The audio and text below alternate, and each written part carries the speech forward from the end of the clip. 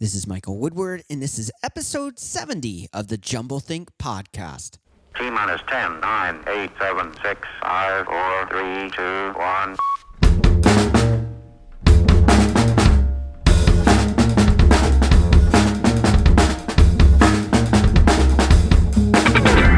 Welcome to the jumbleThink podcast, a podcast that tells the stories of dreamers, makers, innovators, and influencers. Along the way, we learn some amazing tips on how you can chase your own big dream or idea and make it a reality. Our guest on today's episode is Richard Schickman. He is the creator and CEO of the RSR Project. More about Richard in a moment. On Monday's episode, we have Jonathan Hodgetts. He is the founder and CEO of Wessex Tubas. It's a really fun episode. We talk about his company and how they're innovating in the world of instruments, making incredible instruments like tubas, trombones, trumpets, French horns, and even instruments past brass instruments. It's a lot of fun. We talk about innovation. We talk about looking to history, to the future. It's a really great episode. I think you're going to want to check it out. So make sure to check out that episode with Jonathan Hodgetts on Monday. Do you want to go deeper into the journey of chasing your own big idea and dream? jumbleThink is here to help. Swing on over to jumbleThink.com, click the resources button, and you'll find some great books and other tools to help you on your journey to create your own big idea and dream. If you don't know where to start, drop us an email, hello@jumbleThink.com, and we can help you find the perfect resource for your big idea and dream. Now let's jump into today's episode with Richard Schickman from the RSR Project.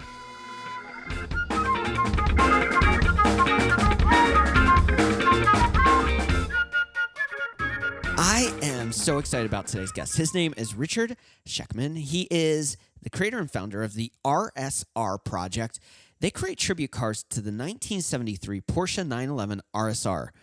I got to check out one of these cars up in Long Island recently. They're beautiful. The craftsmanship, the attention to detail, the just history that they're recreating. It's a beautiful thing that they're making, and Richard's just an amazing guy. Today, we're going to talk about the history of Porsche. We're going to talk about how he found this dream and idea and how he found out that it was a reality that he could make happen. It's going to be a lot of fun. So let's jump into our interview with Richard. Richard, how are you today? Good. Thanks for having me. I am a big Porsche fan, and especially like the 356s, but any of the kind of more custom or bleeding edge Porsches, the ones that you just don't see driving down the street. Right. Where did your love for Porsche start? Wow. Very early on, when I was 15 years old, actually. I grew up in Bedford, New York area, Mount Kisco, and I had a 2002 BMW that I restored myself, and that's sort of where I learned how to do bodywork and weld. And I bought it from my Spanish teacher in high school, and it had a blown motor. So as far as where this all began, so I just had no clue. Knew that the motor had to come out, so removed the bolts out of the bell housing to get the motor out, and then found a used motor and bolted it back in, and then got oxyacetylene torches and started cutting the rocker panels out because they were all rotted, and I knew I had to put new ones in. So from that, I then, as an entrepreneur that I am, and I think that's inbred in you, I don't know that I agree that it's something that can be taught. I started buying and selling cars and flipping, wheeling and dealing cars when I was in high school. Maybe some people had a paper route. I was borrowing money from my older, wealthier friends. I remember I was 16. I went out to Arizona and bought an 18-wheeler load of classic rust-free, clean Arizona cars and brought them back to New York and flipped them and made a ton of money. Stuff like that. So one of those cars I found was an old rusted Porsche. That was not in Arizona, but I found locally, bought it, restored it, put floorboards in it, cleaned it up, sold it, made some money. Then I bought another one, a 912, and sort of just the air-cooled motor. It's just unique, the body style, and little by little it just grew. I then actually this morphed into me getting an after-school job as well at Motor Classic Okay. Many people out there might know. Yeah. Nick Soprano, they used to be in North White Plains, New York. Now he's in Bedford Hills. He's one of the oldest, brokers, classic car brokers from back in the day, and worked for him after school. You'd go to my classes in the morning and then drive down and work for him. And that's where my passion grew to all things vintage. None of the new cars, when I speak, really do it for me today, unfortunately. So old Porsches, old Ferraris, Jaguars, Alphas, that's what I love. And as this morphed into a business from a hobby, the RSR has always been aesthetically the most incredible car in my eyes. Very aggressive looking, yet has that sloped back 911 look to it. And that's why where it sort of came from. And that's the long version.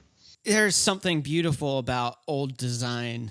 It seems like whether it's regulations now, whether it's function over form, there's been a loss of beauty in the design of modern cars.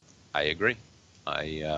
Unfortunately, there aren't many cars that, if I had unlimited funds, that I would even purchase. And I'm around a lot of them. A lot of my friends own, Ferraris and, crazy cars, and they just don't do it for me. I mean, they're incredible machines in terms of F40s and F50s and all of those, but Lambos, aesthetically, they don't do anything for me. That's just personal, and to each their own, of course. Yeah. So, I agree. The only car out there, to be honest, that I do think they did a wonderful job is the new Mercedes AMG GT. Okay. That's probably the only car I would purchase new. It's not a cheap one either. Yeah, no. And a pretty limited field out of everything that's available. That's the only car that I would pick. Yeah. Now, you mentioned that your journey started with a BMW 2002, which that was the first really truly imported BMW to America, right? You know what? I'm not sure. I think so. And early, they made them in the 60s. And I think the 3.0 CSs, because I don't remember going back further to some of the oddball ones that I don't even know. I think 700 it's called. It's like a little weird two-door coupe. But yeah, I would say so. And this was sitting in a garage with a blown motor for years, and I pulled it out. I have pictures of it. It's actually kind of cool. Yeah. And that's where it started. Yeah. German car lineage in your blood, it sounds like. Yep. Now, you're doing something new. You've been in the world of real estate for a while now, in New York City, working for Douglas Elliman? Yep, Douglas Elliman. In Manhattan, which is just one of my favorite places in the world. How do you go from being a kid who's passionate about cars into real estate back to now exploring that passion again for Porsches, for design, for restoration? Right. And actually as well in the mortgage business. I was in the mortgage business prior until it collapsed. So to have a finance background and then real estate. Wow. So yeah, that's where I have a very diversified background. Okay. And a unique skill set. In my 20s, I ran a chain of bagel stores in Westchester for someone. Knew that business very well, the food business. I've run some stores in the city for people. A friend of mine owned several stores and needed help. I helped him while doing real estate.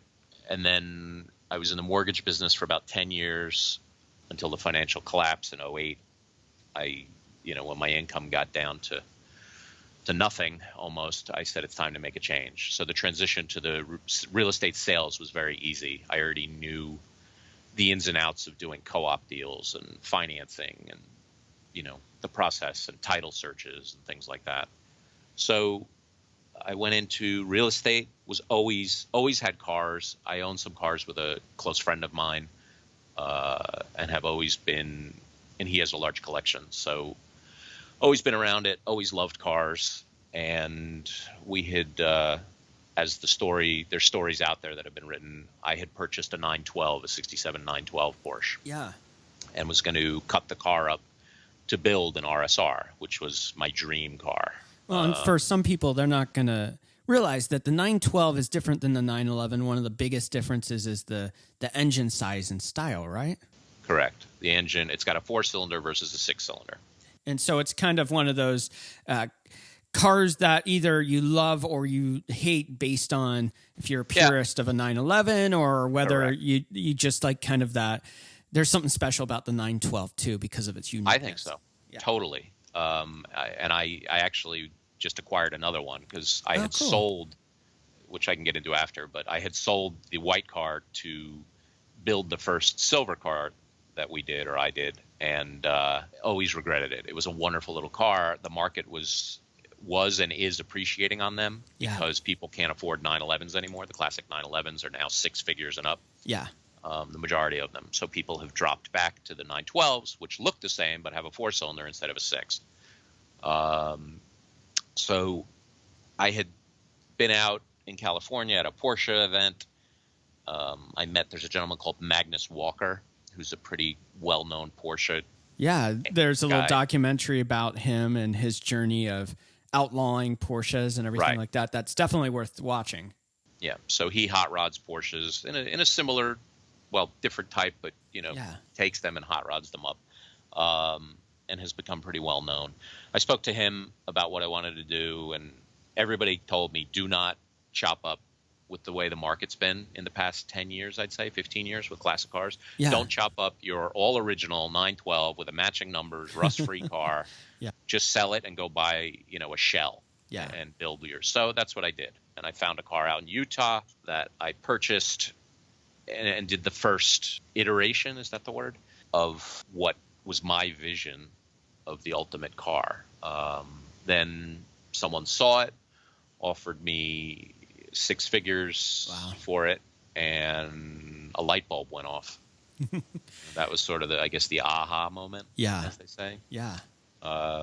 So then ended up selling it just because, it was a offer that couldn't be refused. Let's just say that. The person wanted the car. They were fortunate financially that they could do it. And so I said, okay.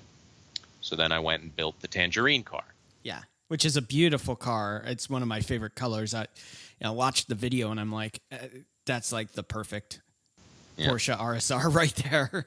Yeah. So did that. And the premise as this is scaling was there's so many people who, would love to own one and they rarely trade, as well as they're probably going to be in the 7-figure range. Wow. Multiple 7 figures.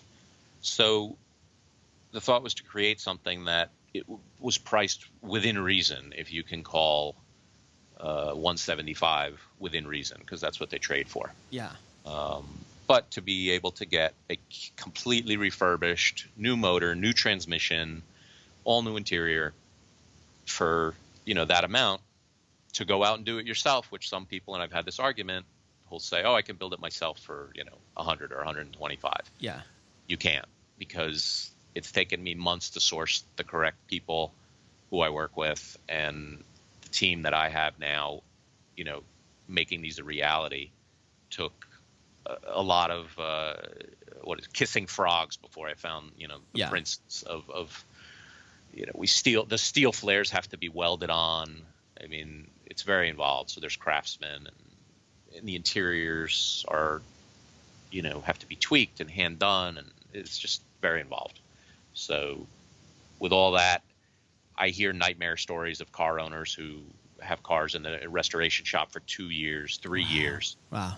And I'll be at 10 cars in less than 3 years. Wow. So by the end of this year, I should be at about 10 cars. Yeah. And there's also a difference of going in and trying to think you can do it yourself and not knowing all the little details that go into making something like this. Because it's like you see it and you see the finished product and you go, oh, this is awesome. It's beautiful.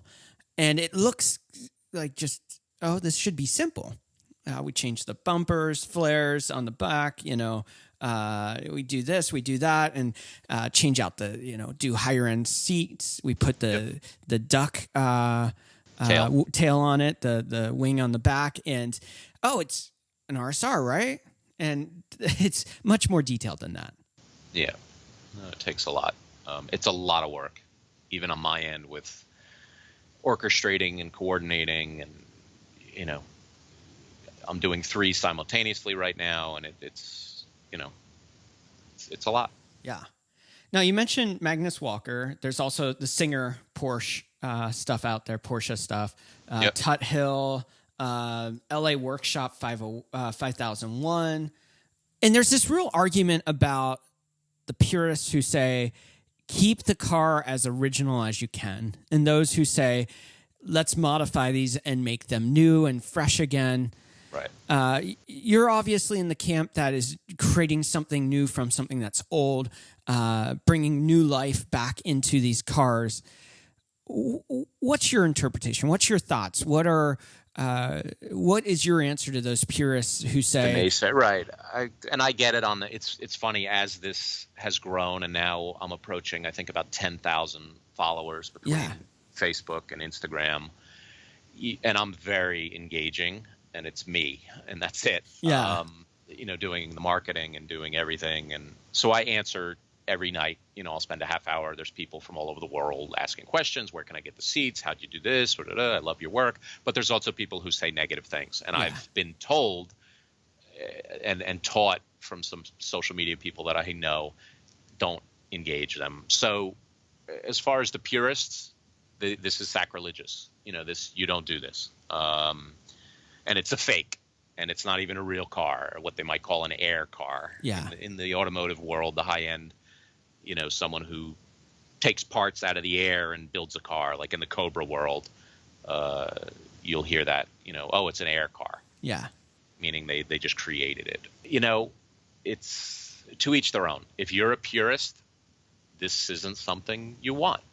If you want something that's drivable, looks fantastic, and is reliable, this might be for you. And you have to look past. I'm a huge fan of tribute or recreations. I own several others. I wouldn't be in a position to own the real thing if you didn't do this. So for many people, aesthetically, to have, it's basically visually the same car. The experience is the same. It roars and goes down the road, and it's fun, and it's nimble to drive. And unless you have $3 million to go blow on a real one that you really won't want to drive, because God forbid it gets hit, it's a piece of history. They were all raced. This is your option. So that's a long-winded, I guess, answer. The purists aren't going to want this car or touch it. So, yeah. Now, how does your car, the cars that you're building, how are they similar and how are they different from the original, maybe the original RSR cars? From original cars, I mean, well, I'm using a 3.2. I'm taking 84 to 89 Carreras. Okay. I started using those. The earlier cars were early 70s cars. Yeah. But I found that the Carrera cars, one, have galvanized bodies, so rust was not as prevalent. And that can obviously be a big hurdle in restoring old cars. Rust is just like cancer. It's just not easy to deal with. Yeah. And the other thing is these have the 3.2 liter motor, which I find to be, and is known to be, a very reliable engine and sort of middle of the road. The cars are very fast. We're shaving about 500 pounds off of them between removing the bumpers, the impact bumpers, or impact shocks, I'm sorry, the hood and the deck lid on the car, which are metal, and replacing them with fiberglass as per the original. So as far as your question, the engine is not the same. It's a bigger displacement motor. I do the exhaust a little different. Okay. I like visually the pipes. We hand make the exhaust from a stock muffler and drill 2 holes, 3-inch holes, and use 3-inch stainless right in the center. Some of the newer, cars have that, and I just always like that look. Beyond that, the interior is a little more refined. The original cars, like at the top of the door panel, I have a rail, like a stock door rail that remains. The race cars didn't have that. I do the tartan, unique seats and different seats. The race cars had I don't know what you call it, neoprene or like a black foam-based type seat. So those are some of the differences, but visually it's pretty much the same car. Yeah, and they're definitely beautiful cars. Thank you. There is the argument, and you made it, about car versus vintage car. In the Porsche world, there's air-cooled versus water-cooled. And, there's some great Porsches coming out now. And people will look at it and go, well, it looks like the same design. Maybe it's evolved a little bit. What is it about newer Porsches that you look at and the design-wise and where it departed that you just kind of look at it and you just go, it's just not as beautiful to you?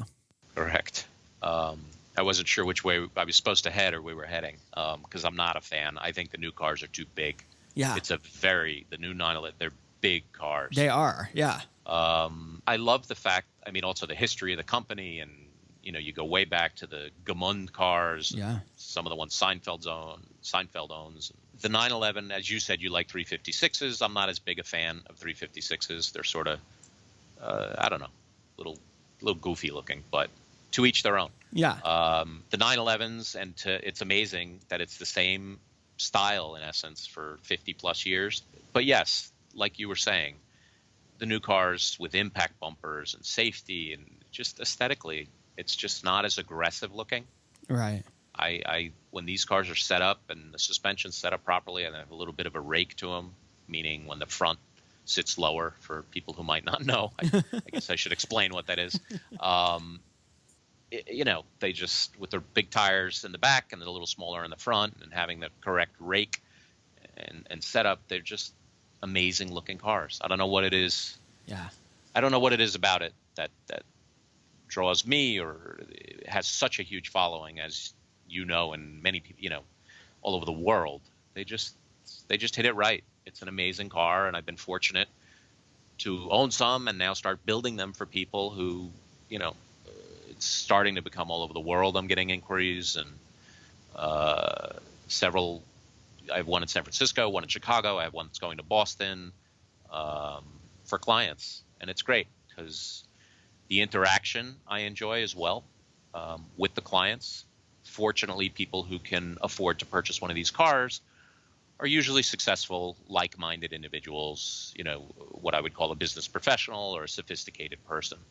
So dealing with these people and then being able to do this on a one-on-one basis is great. And even if it scales very large, I don't want to lose that. I interact with my clients, on a weekly or bi-weekly basis, sending photographs, videos as the production, as it's painted, as the interior's done, once the engine's in. And I think that, for me, is a big part of it, or a big part of the enjoyment, because it's sort of, I have to pinch myself sometimes that this is happening. Like I keep saying, and anyone who'll listen to this who knows me, I always say, we'll see.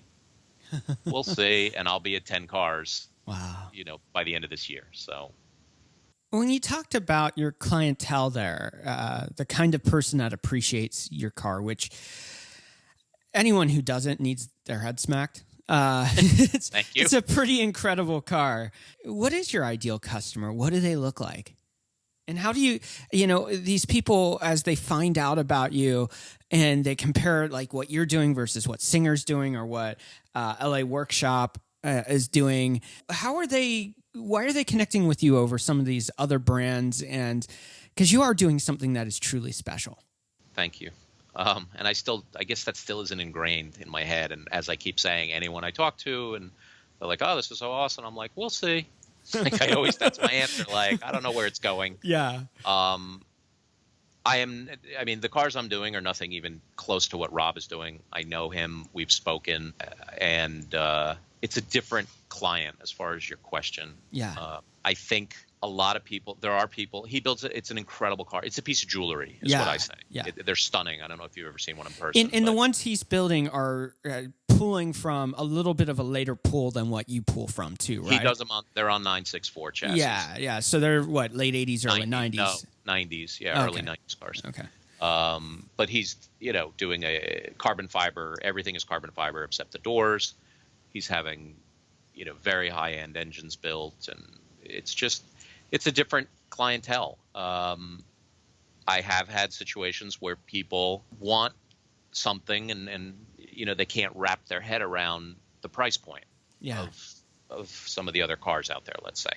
So that's why I wanted to build something that was fun, usable, looked great, and as crazy as it is, and I still have to pinch myself, and that's below $200,000. I thought there was a market for it, and it appears that is the case. Yeah. Yeah. And I mean, the true RSR has kind of a couple things going against it. One, price, but also scarcity. Oh, yeah. I mean, it's not just like, hey, if I've got the money, I can go buy it. You got to still wait for one to become available. As a person who loves these cars, I look at it and I go, this is a dream car that a lot of people want, and they can't see it as accessible to them. Obviously, what people like you and Singer and some of these other great companies are doing isn't accessible, but neither is some of the raw cars, if you will. What's a good starting point for somebody who's passionate about these cars and wants to get into the game, if you will, of owning one? What's an entry point in which they can get involved in this community? Well, I mean, there are cars. Yes, the market has skyrocketed in the past, several years. Yeah. My original 912, I sold it. I mean, I'm not even 3 years into this, and I sold it about 3 years ago. I paid $14 for it 5 years ago. I owned it for 2 years. I drove it every day except in the winter. Used it, and I sold it for $35. Now 912s are trading for 50, anywhere 45 to 75, 85, depending on condition. So it has put a lot of people out. For people who want to get entry level, as far as you're circling back to your question, the Carreras, the cars, the donor cars that I use, are great cars and can be obtained. They've gotten crazy, and that's part of the problem on the numeric side and the financial side in trying to do what I'm doing. I'm having to pay more money for my donor car, yet I don't want my price to increase. Right. I want to keep it at a certain price point. I don't want to become known as a guy who builds a really nice car but is out of his mind price-wise or something. So, and any true enthusiast should know what's involved. And I don't have a problem making money.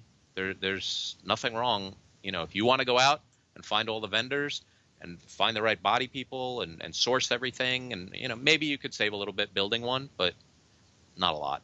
I can guarantee you that. And you'll have a lot of headaches along the way, and your body's going to come out, it's not going to be right, and you're going to. So I think there's value in what I do for someone. But again, you can get 80s Carreras. They're trading between 25 and 35 with higher mileage. Good running cars. Some of them you'll find, with rebuilt engines. That's a great way to start if you wanted to get involved and you love Porsches, but you need to be in a position to spend, and for many people that's a lot. I would say 25 to 35 minimum. Anything below that, it's either going to need work or be rusted. It's tough. If you want a 911, if you want a 914 or a 944, some of the other models, I'm not totally familiar with, but I know that they can trade in the teens. Yeah. And even those are skyrocketing. No one knows why, but why is a 914? Yeah. It's right. It was like the ugly duckling. Yeah. It is potentially better than the 996, I guess. Yeah. Fried egg, headlights, and all that fun stuff. So that's probably my thoughts on that, as far as someone who wants to get an entry. And then the nice thing, it's the same body, so you can make, if you want it to look old, you can do similar things. You don't have to put, the big flares on it. You could change the bumpers and make it look like an RS, which is a narrow-bodied version, a lightweight car. There's a lot of things you can do. You can change around the interior after your initial purchase. So that's what's nice about it.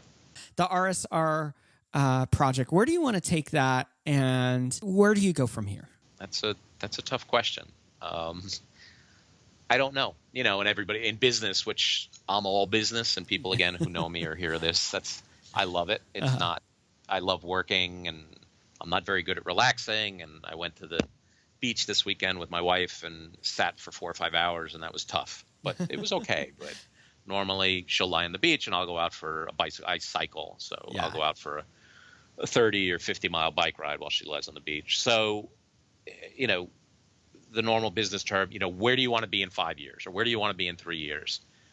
I don't know. I'm doing this. It was a hobby, or the initial one was done just for fun. It has becoming or has become a business, I guess, even though I still keep going back to, we'll see.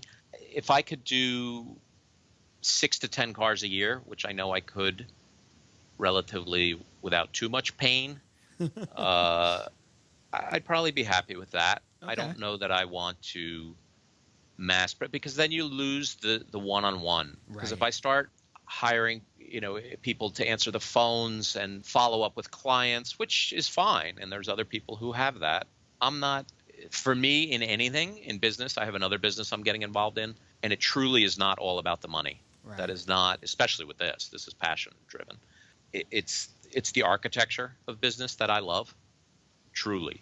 And the end result is nice, you know, and of course money buys you, you know, nice things, and, you know, if you're fortunate, it makes life easier, let's say. But for me, by no means is it, you know, the end result of money. It's the architecture of building it, and the one-on-one with clients, which I talked about earlier, is more important for me. I really enjoy that part of it. I mean, and then I become friendly with them. You know, I had texts yesterday from 2 people actually, who have purchased my cars, asking questions, and one of them was going on the auction block last night. So they reached out and, you know, said, "Oh, what?"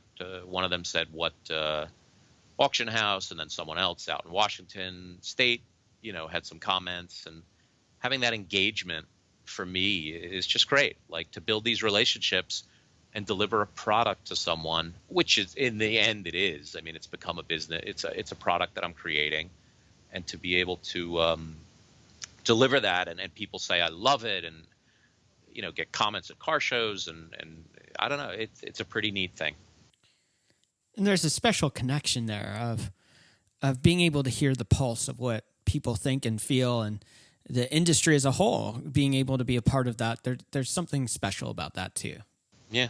No, and it's interesting because when I'm out talking with people, you know, I as I've said, like, I have to pinch myself, but I don't see anyone who would walk up to this and sort of, other than you mentioned, you know, the purists, but that's a whole separate issue. You know, who would look at it and go, yeah.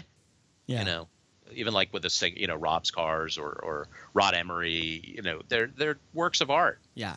It really is. I mean, if I had a house that would warrant it, I'd park one in the living room, even though my wife wouldn't let me. But, like, literally, that's one of my dreams. That, and I've always had the dream to an Indian 8-valve, a board track racer. I love those. I've seen them in pictures of people's living room. Yeah. Yeah. There's a picture of a guy who has a wall-mounted 70s Porsche 911 on. It's just hanging on the wall, the whole car. It's wild. That doesn't seem very functional. I'm not sure how he drives that, but whatever. Yeah. But you could consider it art. It is, yeah. My close friend that I own some cars with, I'll never forget, as we started buying some cars together and doing some projects together, you know, some people buy art for millions and hang it on the wall. And with the cars, you know, it's moving art. It's usable, functional art when on the older stuff. Yeah. I mean, you start talking about an E-type convertible Jaguar. It's one of the most beautiful cars that was ever built for convertible. You know?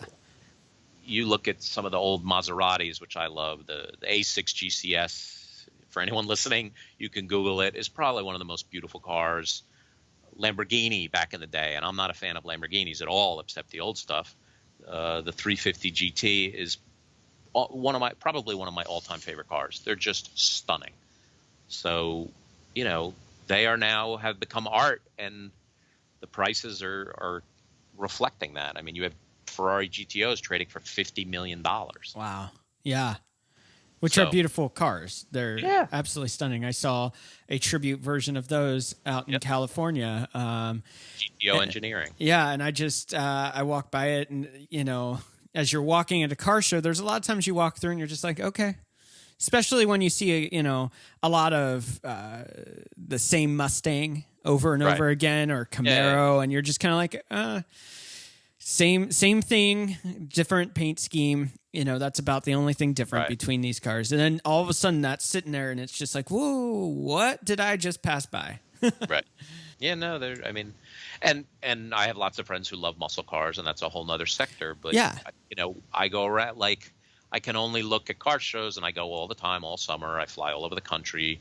I can only look at so many Camaros and Mustangs and Chevelles. Yeah. It's a different, and Dodge, Chargers or RT Chargers or Hemi Cudas. It's just a different world, and it's fine. I mean, again, to each their own. But visually, I don't think they have the same design lines as some of the European designers from the 50s and the 60s and early 40s. Zagato, for instance. Yeah. Some of my favorite cars, were designed or Zagato bodied cars. Right.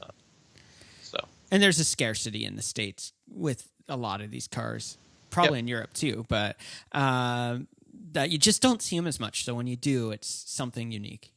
Right. Before we jump into our rapid fire questions, I've got to get the rundown of all the Porsches that you've owned. Can you do it? I can do it, and I can tell you every car I've owned, but maybe people wouldn't be as interested in that. It's very funny. I actually was in the gym this morning, and an entertaining story, and there was a woman working out with me, and this will tie back in a second. Not with me. She was in the gym with me, and I had seen her. She lives in the building I live in, and I said, "Oh, are you new?" And she said, "Yeah." And I said, "Are you in law enforcement?" And she stopped and looked at me and was like, and as a cop or FBI, I don't know what she is. How would you know? And I said, "Well, I saw the car you were driving." She laughed. So back to that's how I remember people. It's really funny. Oh, it's funny. I won't remember your name, but I'll remember what car you drive. And I knew she was driving like I don't know, Chevy Impala with tinted windows and one antenna on the trunk. So I knew it was a cop car. Yeah. And it was just funny. So as far as your question, I had a 69 911T that I restored, the one I put the floorboards in that I talked about. I then purchased a 71 912 that was all rotted out, redid that as a kid. I got into BMWs for a while, had a bunch of 3.0 CSs and M5s and M6s and things like that.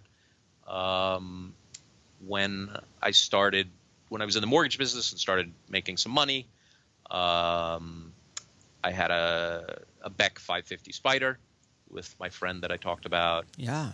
Then we purchased this 67 912 together, and drove that and used that. It was a wonderful car. And then with this, I mean, I remember each one, but these are, the donors that I purchased, but there's been 7 and there's 3 more sitting in the garage to be built. But they're not mine. I mean, they're built to spec for people, so those aren't really mine. Let's jump into some rapid fire questions. These are questions I ask every guest on every episode. All right. As long as you don't ask me what kind of car I would be. Mark, from Cars had asked me that, and that was a real tough one. First question is, what is one step someone can take to start chasing their own dream or big idea? Well, my email, since I'm 14 years old, and I'm going to give away my age, AOL email, is never gave up. Okay. The initials, sort of like a license plate, NVRGAVUP. And in terms of pursuing or starting that, you need to have a strong backbone. Entrepreneurship or starting your own business is a blessing and a curse. There's hurdles, and I follow a lot of my time in the evening. I don't really watch TV, so my downtime or when I'm trying to relax, which I'm not good at, is browsing eBay at cars that I love and can't afford, and Fantasy Junction's website, and St. Louis Auto Museum, who's a car dealer, all these different looking at what they have in inventory, and also I follow several entrepreneurial people. Gary Vaynerchuk Yeah, is one of them, if you've ever heard of him, absolutely. who I'm a huge fan of, and has built up an enormous social media empire, marketing company. Him, Barbara Corcoran, several of these people, and the same thing chimes through is, how many times you get knocked down and get back up. And I have my own series of stories that, we could get into another time, of business ventures that I've done that have failed. And again, tried another thing and failed. I mean, I've sold Christmas trees. I've sold, I've built spec homes and lost money. I've done all kinds of different things, always entrepreneurial. And again, tying back to the question, I guess, is and your passion. That's the other thing, is key. I've learned, and with this especially, if you can do what you love, obviously do what you love and it's not work. Yeah. That's sort of, the roundabout on that. What's one change you'd like to see in the world? Eradication of poverty, if that's, and I see a lot of homeless people where I am or where I live, and not a lot, but there are, and in the city, I'm in the city every day. And I also am involved in with an old friend who started doing a feeding the homeless thing on Thanksgiving. So I see it firsthand. One of the schools in the city in Manhattan lets us use their cafeteria, and we make up anywhere from 600 to 1,000 meals and then go physically bring them out to people on the streets. I wish I could do more. And so as far as the question, if there was a way to, with all the money that's out there and so much money, how do these people go from being born to being brought up and having a somewhat normal life to ending up on the streets, homeless? I just sometimes find that hard to figure out, but I guess that would be the answer, to try and help in that area, even though I'm familiar with the Water Project and all these different causes, and they're all in the Gates Foundation, but that would probably be what I would focus on. You've done a lot in your life, various different things, and you're beginning to build a legacy. What do you want your legacy to be? And that's another thing that Gary constantly talks about. Yeah. If anyone listening follows him, or if you don't and you're entrepreneurial, I highly, highly recommend looking up Gary Vaynerchuk. Just Google him, and then he's got YouTube videos. Yeah. It's just, he's a special person. He is. And I enjoy following him and what he has to say, and it's all free, which is sort of the neat part. And he's got a massive company. And he does talk, and it's so true. Legacy. Like, when you're not here, are people going to remember? And with this, I mean, beyond family or children, you can't take it with you, the money. Like, you can't take it with you. So things like this. So, maybe when I'm not here, and I've done 50 cars or 100 cars, which are bespoke, hand-built or custom-made, not necessarily hand-built. Or I guess they are hand-built. Yeah, they're definitely hand-built. All the work that's going. And, something that falls into that category. As I said, other than, family and children, to be able to do something like this, to leave behind is kind of neat. I'd say it's pretty cool versus, I don't know, if I owned a clothing company or I don't know, like, or I had a bespoke jean company. Like, I don't know if that would quite be as much of a legacy, but I guess it could be. Who or what inspires you? The who is, that's a good question. The who is several people. I grew up in a divorced household. So, and I think I was 9 years old when it happened. So I instinctively, I believe, as an adult now, sought out older individuals as father figures, mentors, and I have several of them who I still remain close with and have had a huge influence on who I am. Yeah, I mean, that would probably cover that. You know, being around these individuals has sculpted who I am. What are you reading, watching, or listening to? Listening to, I mean, I enjoy music. Um, I'm trying to think this morning at the gym what's on my iPad. You know, Basha, Enya. I found on iTunes, who's amazing. Anyone out there wants to hear if they like reggae, but I'm not necessarily a deep reggae lover. But Jay Boog, Oh, okay. it's Jboog or Jay, is an amazing artist who does really great reggae. Him, I mean, that's what I'm listening to. Okay. I guess on that question, probably not as exciting as some of the other stuff. What's one dream you're still wanting to fulfill in your own life? Getting to Europe. Okay. Answer that quick. Yeah. I haven't been to Europe yet, and especially like to go to the Modena, the Ferrari factory. Yeah. Lamborghini, even though I'm not a huge fan, and newer cars, as I said, don't really do it for me, but I would love to go there. And then all over Italy. I mean, I see online car shows and I follow, and the Mille race, and to go experience that and just go to probably Italy, but also England, Paris. I've never, so that's probably that. There's your answer. Before we jump off this interview, it's important that people know how to connect with you. How can they connect with you? Several ways. They can contact me through Facebook. They can contact me through Instagram. They can call me. They can email me. We have a Facebook page, the RSR Project. You can look it up. If you just Google the RSR Project, the whole first page, I think, is mostly us. I'm on Instagram at RSR Project. No, that wasn't available, believe it or not. Wow. And you can, any of those spots has a place to contact me. Email. You can also call. We'll make sure to have all of the links in the episode notes too. Richard, it's been a lot of fun talking about the creative process and what you're creating. It's truly amazing. Thanks for taking time out to share your story. Absolutely. Thank you for having me.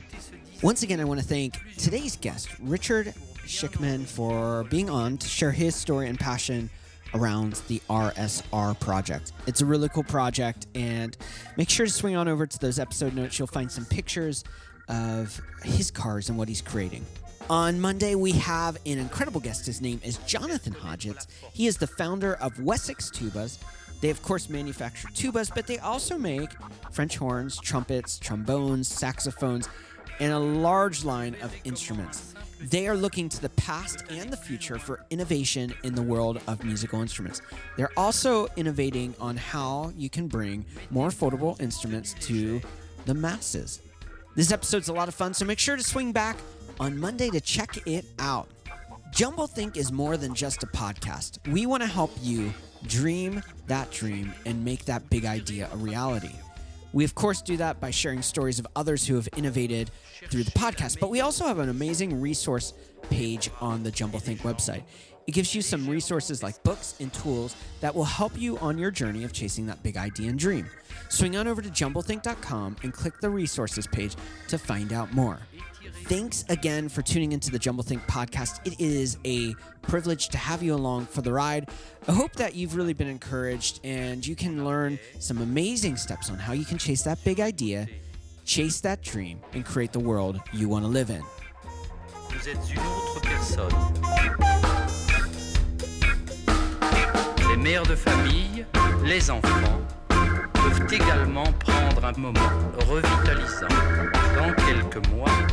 Lorsque vous aurez bien saisi la technique et que vous serez maître de votre corps, vous pourrez vous décontracter même en travaillant.